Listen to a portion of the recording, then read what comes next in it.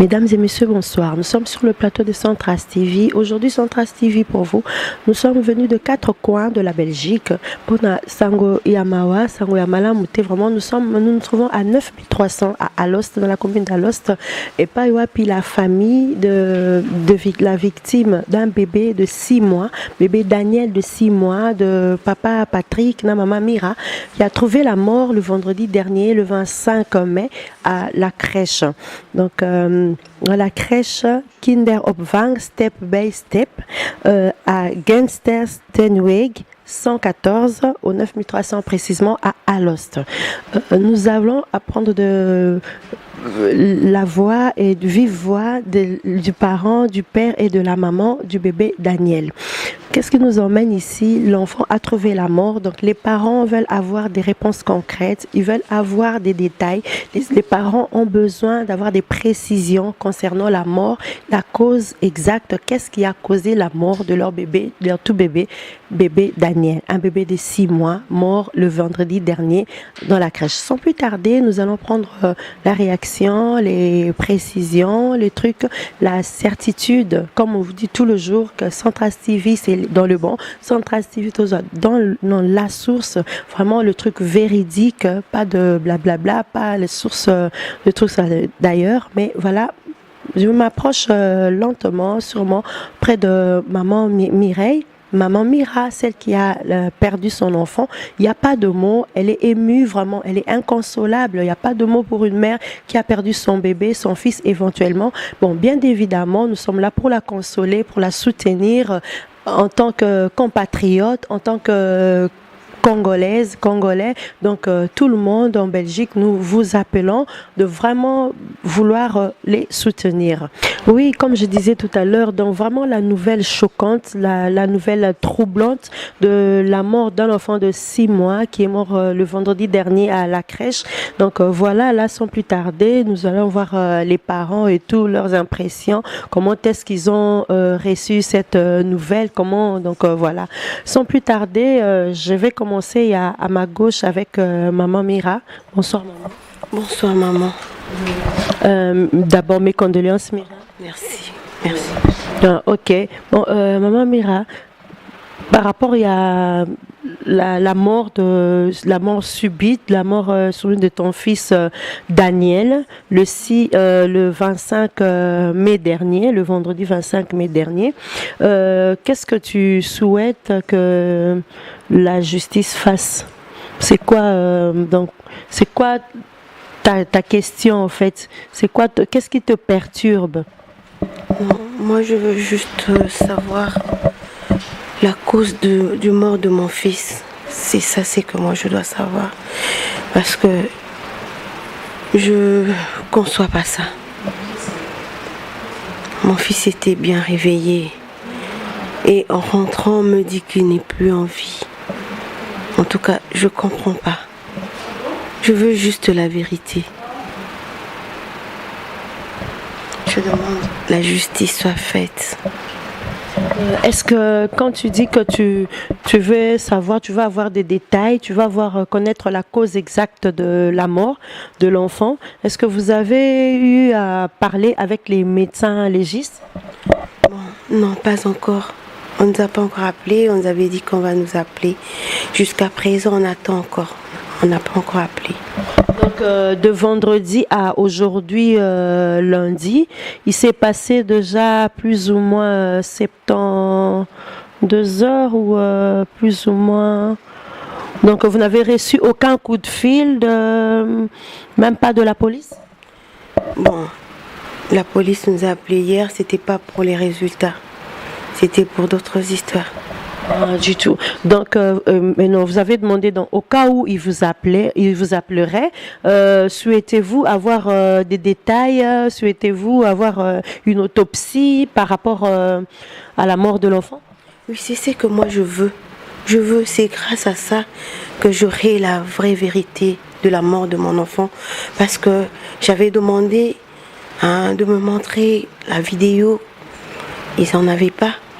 Et comme ils n'en avaient pas, donc je dois connaître la cause de la mort de mon fils. C'est grâce à ça que je veux connaître pourquoi mon fils est mort.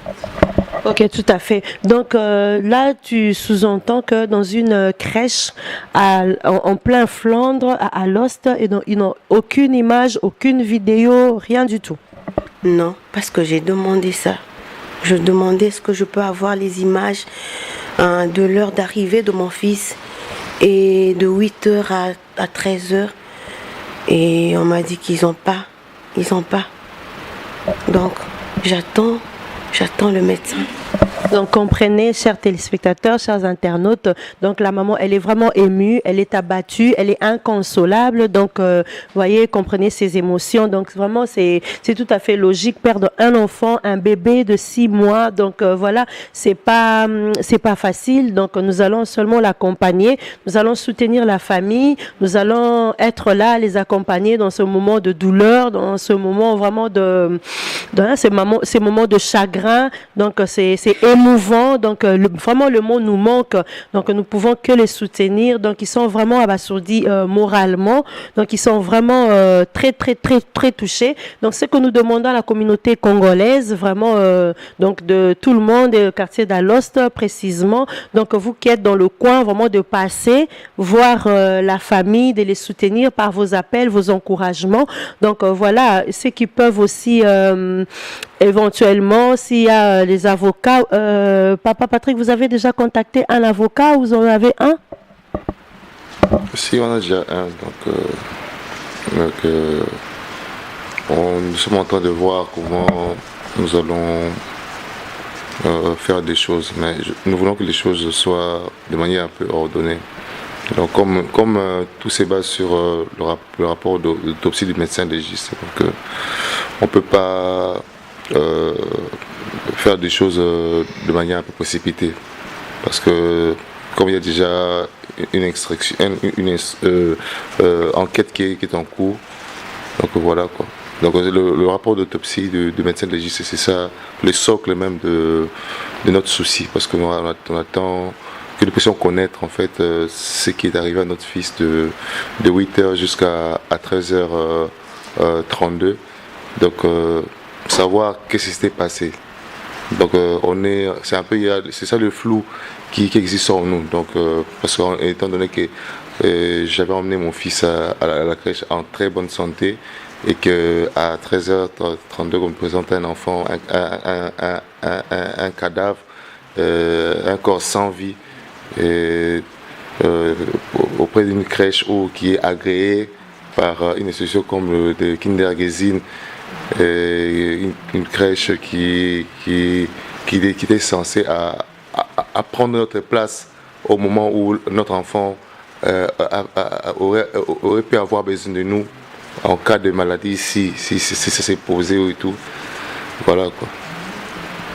Donc voilà, vous avez suivi. Donc si je peux donner encore juste une petite synthèse, qu'est-ce que le papa vient de dire là? Il est en train de ils avaient confié leur enfant à la crèche. Pour eux, ils entendaient que la crèche était censée protéger leur enfant, était censée donner de soins que eux parents au moment où donc entre l'heure à laquelle l'enfant se trouve à la crèche, donc ça n'a pas été le cas au fait. Donc c'est ça un peu leur souci. Donc nous ne sommes que la presse, nous sommes la voix de son voix. Nous sommes là aujourd'hui, je précise, dans la commune d'Alost à 9300, chez les parents de Daniel, le bébé qui est mort ce vendredi dernier, le 25 mai, dans la crèche à Alost. Donc voilà, le but de cette interview, c'est que les parents souhaitent avoir un éclaircissement, ils souhaitent avoir donc une vue claire, ils ont besoin d'avoir des détails, ils ont besoin de connaître la cause exacte, l'exactitude de fait. Qu'est-ce qui a causé? Qu'est-ce qui a fait que l'enfant Daniel, qui est arrivé, selon les parents, je précise, bien portant le matin, matin entre 8h et soudainement aux alentours de 13h a trouvé la mort. Encore une question, Papa Daniel. Quand la crèche ne vous a pas contacté ou disant que l'enfant était malade ou quelque chose dans le genre? Non, en fait, la crèche nous a contactés à 13h20. Et moi, je suis arrivé à la crèche à 13h32. Donc, c'était 12 minutes. Donc, la crèche m'a contacté comme quoi l'enfant avait une forte fièvre de 41 degrés. Alors, à ma grande stupéfaction, à 12 minutes, la température peut chuter de 41 à 0. Donc, je sais que on a des amis qui sont médecins et qui nous ont toujours expliqué que un corps s'est refroidi, il n'y a pas de température, c'est-à-dire qu'il y a eu le décès 2 heures, mais 3 heures avant. Donc il y a quelque chose qui s'est passé dans cette crèche que nous ne comprenons pas. Donc pour moi, je considérais qu'à 13h30, quand je suis arrivé à la crèche, j'allais trouver mon fils soit avec une forte fièvre et que le responsable de la crèche aurait dû peut-être appeler les secouristes bien avant. Et c'était quand je suis arrivé qu'on a appelé et tout. Donc voilà les responsabilités de cette fameuse crèche qui commence maintenant à négliger nos enfants qu'on confie avec beaucoup d'amour et tout.